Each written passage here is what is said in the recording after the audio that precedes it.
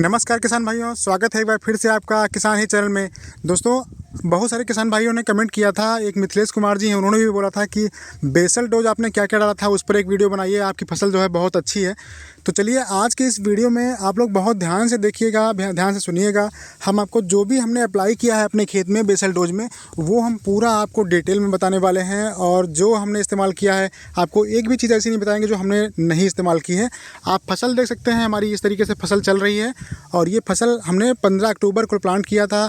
आज जो डेट है वो है दोस्तों 16 जनवरी 2025, और हमने 15 अक्टूबर 2024 को इसको प्लांट किया था। तो आप जोड़ सकते हैं कितने दिन की हमारी फसल हो चुकी है, और फसल की कंडीशन भी आपको दिखाएंगे अभी तक इसमें क्या अपडेट है। जिन भाइयों ने हमारी फसल शुरू से देखी है, जो लोग सब्सक्राइब कर रखे हैं चैनल को, उनको तो पता ही है कि कैसे हमारे खेत में किस तरीके से खेती हो रही है।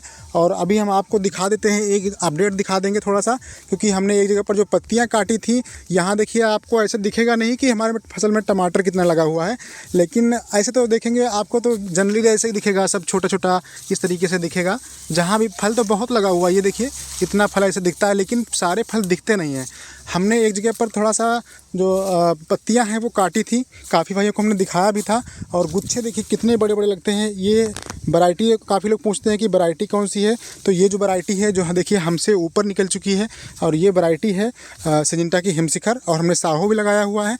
तो आप कोई भी वैरायटी लगाए हों, हम आपको बेसल डोज ऐसा बताएंगे जो इतना कारगर है कि आप अभी आपको दिखाते हैं कि फ्रूटिंग हमारे फसल में कैसी है। यहाँ जहाँ भी आप देंगे, अगर ये पत्तियाँ हटा दें तो आपको समझ में आएगा कि कितना फ्रूट यहाँ पर लगा हुआ है। और यहीं पर एक हमने पत्तियाँ थोड़ा सा काटी हुई हैं, आपको दिखाते हैं। ये देखिए दोस्तों, यहाँ पर हमने पत्तियाँ जो है 4 पौधों की पत्तियाँ हमने काटी थी। आप देख सकते हैं कि यहाँ पर टमाटर कैसे लगे हुए हैं। और अभी भी यहाँ नीचे से पत्तियाँ हमने सारी नहीं काटी हैं, ये देखेंगे आप तो इधर देखिए ये सब टमाटर लगे हुए हैं। और यहाँ पर देखिए इस तरीके से टमाटर जो है बिल्कुल भरे हुए गुच्छे अंदर तक, ये देखिए यहाँ अगर इसके अंदर भी देखिए दिख रहे हैं। और ऐसा तो नहीं, ऐसा भी नहीं कि सिर्फ यहीं लगे हुए हैं, ऊपर देखिए, अगर आप ऊपर दिखाएंगे आपको तो इस तरीके से सारे के सारे बंच बनते हुए देखिए चल रहे हैं ऊपर तक। कोई भी गुच्छा जो है खाली नहीं है, कोई पौधा खाली नहीं है, कोई ब्रांच खाली नहीं है, सब के सब बहुत ज़्यादा लोड हैं। ये देखिए एक एक जगह पर कितने कितने टमाटर लगे हुए हैं। तो दोस्तों बेसल डोज का बहुत ज़्यादा फ़र्क पड़ता है। अभी आपको हम बताते हैं कि कितना क्या बेसल डोज हमने डाला था, पूरा आपको दिखाएंगे। पहले आपको फसल हमने कहा, काफ़ी लोगों ने नहीं देखा, और जो हमारे नए व्यूवर्स आए हैं उन्होंने हमारी फसल नहीं देखी होगी कि कैसा अपडेट है, तो इसलिए हम थोड़ा सा दिखा दे रहे हैं आपको झलक। ये देखिए सबसे टॉप पे देखिए आप, ऊपर यहाँ पर देखिए, ऊपर भी बड़े बड़े गुच्छे बन रहे हैं। ये देखिए एक ही गुच्छे में कितने कितने फल लग रहे हैं। और यहाँ तक देखिए फसल हमारी लगभग 5 फीट हाइट की हो चुकी है, 5 से कहीं कहीं पर ऊपर हो गई है। ये देखिए 5 से 6 फीट कह ले सकते हैं आप, पूरा लास्ट जो तार की होती है वहाँ तक पहुँच चुका है। तो अब हम आपको बताते हैं दोस्तों कि हमने बेसल डोज में क्या क्या अप्लाई किया था, और आपको क्या डालना है क्या नहीं डालना है, क्योंकि हर चीज़ डालने पर कुछ ना कुछ फ़ायदे होते हैं, कुछ नुकसान होता है। तो वो हम आपके साझा करेंगे। और वीडियो आपको पसंद आए तो वीडियो को लाइक जरूर कर दीजिए, चैनल पर पहली बार सब्सक्राइब कर लीजिएगा, बस यही आपसे रिक्वेस्ट रहती है। तो चलिए आपको हम शेयर करते हैं कि हमने बेसल डोज में क्या क्या अप्लाई किया था और क्या आपको डालना है। क्या करना है दोस्तों, जैसे ही आप गर्मी की सीज़न आती है, गर्मियों की जुताई करके खेत को छोड़ देते हैं, यानी कि आप जून के महीने में या मई के महीने में अपने खेत को जुताई करके छोड़ दीजिए। उसके बाद आपको गर्मियों की जुताई करने के बाद में कुछ दिन खेत को खाली रखना है, ऐसे सूख जाना है, अच्छे से सूख देना है। उसके बाद दोस्तों क्या करना है आपको, हमने क्या किया था, बरसात के पहले ही हमने यहाँ पर जो है ये जितने भी खाद थी, गोबर की खाद, वो हमने डलवा दिया था यहाँ पर। और हमारे खेत में कितनी पड़ी है, यहाँ पर हमने 1 एकड़ का हमारा खेत था, और इसमें हमने 4 ट्राली गोबर की खाद डलवाई थी, जो अच्छी सड़ी हुई खाद हो। ऐसा नहीं कि आपने गोबर उठा के डाल दिया जिससे दीमक भी आ जाएगी, तो वो आपको काम नहीं करना है। आपको 3-4 ट्राली तक आपको एकड़ में गोबर की खाद देना है, क्योंकि गोबर की खाद जितना ज़्यादा खेत में होती है, उतना ही जो टमाटर की फसल है उसमें ऑर्गेनिक कार्बन ज़्यादा होता है गोबर की खाद में, तो वो बहुत ज़्यादा अच्छा काम करती है। जो आपकी पत्तियाँ रहेंगी बहुत ज़्यादा खिली खिली से रहेंगी, ऊपर तक आपको जो है माइक्रोन्यूट्रिएंट भी उससे पूरे हो जाते हैं। तो आपको गोबर की खाद ज़रूर देना है। अगर गोबर की खाद आपके पास नहीं है तो आप वर्मी कंपोस्ट ज़रूर डालिएगा। और वर्मी कंपोस्ट अगर आप डालते हैं तो दोस्तों एक काम करना, वर्मी कंपोस्ट जब भी डालना तो उसको जब बेड आप बना लेते हैं, जब कूड़ बना लेते हैं, तो कूड़ के पास डालना। कूड़ पे डाल के आपको अच्छे से, अगर आप मल्चिंग डाल रहे हैं तो कूड़ पर जब बन जाए, बेड बन जाए, बेड के ऊपर वर्मी कंपोस्ट फैला दीजिए, डाल दीजिए। उसके बाद मल्चिंग करिएगा ड्रिप लगा के। अगर आपने खुले कूड़ में लगाना है तो आप खेत में भी डाल सकते हैं, लेकिन खेत में डालने से अच्छा है कि आप अगर बेड पे डालेंगे उसके बाद हल्की निराई करते हैं उस समय भी दे सकते हैं अपनी फसल में। तो ये तरीका आपको अपनाना है। और नहीं तो आपको अगर ऐसे ही डालना है तो जैसे हमने डलवाया था तो ऐसे ही डाल सकते हैं, इसमें कोई नुकसान नहीं है। क्योंकि जब हम खेत में डालते हैं गोबर की खाद या वर्मी कंपोस्ट, तो वो जब हम कूड़ बनाते हैं तो सारी मिट्टी आधी इधर जाती है, आधी इधर जाती है कूड़ में। तो फिलहाल वो कूड़ पर ही जाती है, तो एक्स्ट्रा मेहनत करने की जरूरत नहीं पड़ती है। लेकिन अगर आप बेड पे डालना चाहते हैं, बेड पे डालेंगे तो आपको रिजल्ट थोड़ा और इससे अच्छा मिल सकता है। तो ये हो गई गोबर की खाद की बात या वर्मी कंपोस्ट। वर्मी कंपोस्ट आपके पास कम होगी तब भी चलेगा। आपको जैसे आप 4 ट्राली गोबर की खाद जहाँ डालना चाहते हैं वहाँ पर अगर 1 ट्राली ही वर्मी कंपोस्ट होगी तब भी आपका काम बहुत बढ़िया हो जाएगा, क्योंकि उसमें वर्मी कंपोस्ट में बहुत ज़्यादा मात्रा में न्यूट्रेंट होते हैं। तो ये हो गई दोस्तों। आपको ये कब डालना है, जब भी आपको अपना खेत तैयार करना हो, जब भी आपको बेड बनाना हो। बेड बनाने से अगर 1.5-2 महीना पहले आप डाल देंगे अपने खेत में गोबर की खाद तो बहुत अच्छा रिजल्ट आपको देखने को मिलेगा। और अगर आप बाद में देंगे, जल्दी ही बेड बना देंगे तो उसका रिजल्ट थोड़ा कम लगता है, क्योंकि ये जब गोबर की खाद जो होती है खेत में पड़ जाती है उसके बाद ये काफ़ी दिन के बाद सेट हो जाती है, और तब अब न्यूट्रिएंट जो है इसके जो पौधों की जड़ें हैं वो ज़्यादा अच्छे से ले पाती हैं। ये चीज़ आप गौर करके देखिएगा, जब आप अप्लाई करेंगे अपने खेत में तो आपको समझ में आएगा कि कितना इसका फ़र्क पड़ता है। तो ये हो गया दोस्तों गोबर की खाद की बात। अब आपको बताते हैं कि जो आपको फसल में न्यूट्रिएंट क्या क्या देने हैं। तो देखिए हमने जो क्या क्या यूज़ किया था वो आपको अभी हम दिखा भी देंगे। हमने यहाँ पर दोस्तों लिया था, जब हमने खेत तैयार किया था उस समय पर 3 बैग हमने दिया था यहाँ पर SSP सिंगल सुपर फास्फेट जो है हमने प्रति एकड़ में 1 एकड़ में खेत में हमने 3 बोरी दिया था, और 1 बोरी हमने यहाँ पर DAP दिया था जो 50-50 किलो के आते हैं। तो आप ये जो SSP होता है सिंगल सुपर फास्फेट वो लगभग 600 रुपये के आसपास बैग मिलता है। तो 3 बैग हमने डाले थे। उससे क्या होता है कि जो कूड़ होते हैं, जब आप देखेंगे कि कूड़ काफ़ी ऊंचे बनाते हैं और धीरे धीरे ये कूड़ बैठ जाते हैं।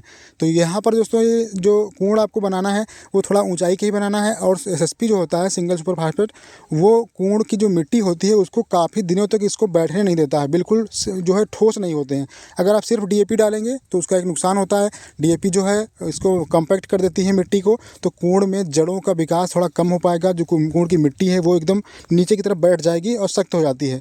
लेकिन अगर आप SSP डालेंगे तो आपको रिजल्ट देखने को बहुत अच्छा मिलेगा। तो हमने 3 बैग दिया था SSP और 1 बैग दिया था DAP, ये हो गया। साथ में हमने पोटास दिया था 1 बैग, 50 किलो का जो आता है पोटास, वो हमने पोटास दिया था। तो यहाँ पर दोस्तों देखिए फल कितने ज़्यादा हैं। अगर यहाँ पर आप देखेंगे तो कम से कम 4-5 किलो एक ही जगह पर फल लगा हुआ है। ये देखिए नीचे तक ऐसे फल लगते हैं दोस्तों। अगर आप बेसल डोज बहुत अच्छा बनाएंगे, जितना अच्छा होगा उतना अच्छा यहाँ पर फ्रूटिंग होगी ऊपर तक। देखिए यहाँ पर तो पोटास आपको दोस्तों बता दिया, 1 बैग हमने पोटास दिया था जो 50 किलो का बैग आता है। MOP देना है आपको। पोटास बहुत मार्केट में अवेलेबल है, बहुत सारा बायो पोटास भी है, आपको कई तरह के पोटास मिलेंगे, PDM भी आता है। लेकिन आपको हम जो बता रहे हैं वो म्यूरेट पोटास बता रहे हैं जो 60% की मात्रा में आता है। तो आपको पोटास देना जो लगभग 1700 के आसपास, आपको 1600 या 1700 के आसपास ही वो उसका रेट रहता है। तो वो आपको लेना है, और वो भी अच्छी क्वालिटी है, क्योंकि मार्केट में मिलावट बहुत होती है। आपको बोरी सेम मिलेगी लेकिन अंदर मटेरियल कुछ और निकलेगा। तो आपको अच्छी दुकान से, विश्वसनीय दुकान से लेना है। पोटास की जो है 1 बैग आपको डालना है। और यहाँ पर आपको बेसल डोज में यूरिया बिल्कुल नहीं देना है। हमने यूरिया नहीं दिया था, इसलिए आपको बता रहे हैं कि यूरिया नहीं देना है, क्योंकि टमाटर की क्रॉप में अगर आप यूरिया दे देंगे शुरू से तो पहले ही लगाते ही वो पौधा भग जाएगा ऊपर की तरफ, और उसका तना मोटाई चाहिए तने को वो नहीं मिल पाएगी आपको। तो आपको अगर टमाटर की खेती के लिए बेसल डोज बनाना है तो फिर आप यहाँ पर यूरिया साथ में नहीं देंगे। वैसे भी जो हम DAP दे रहे हैं उसमें जो 18% नाइट्रोजन होता है, तो वो आपको ध्यान रखना है कि उतना नाइट्रोजन आपकी फसल के लिए पर्याप्त रहता है दोस्तों। तो ये आपको हो गया। साथ में आपको देना है यहाँ पर जो हमने दिया था 1 बकेट सागरिका की, वो आपको अभी हम दिखा भी देंगे क्या क्या हमने दिया था, क्योंकि जो DAP और SSP साथ में पोटास है उसके बैग तो यहाँ पर अब नहीं पड़े हैं, लेकिन बाकी सारी चीज़ें यहीं पे रखी हुई हैं, हम आपको दिखा भी देंगे अभी। तो ये देखिए यहाँ पर जो है ये सागरिका की बकेट रखी हुई है। ये देखिए ये 10 किलो की आती है। ये हमने 1 बकेट जो है सागरिका दिया था साथ में ही बेसल डोज के समय।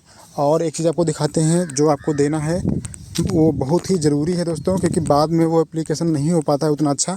ये देखिए ये जो आते हैं ये इंडोगल्फ का था, ये किसी भी कंपनी का आपको मिल जाए। ये हमने इसमें तो पानी भी भरा रखा हुआ है, इंडोगल्फ का है, रूटो मैक्स करके है। ये देखिए ये 2 बैग हमने 2 ये डिब्बे जो है 5-5 किलो के आते हैं ये। तो ये 2 हमने दिए थे, 1 बकेट कहीं और पड़ा हुआ है अभी, और 2 बकेट ये हैं।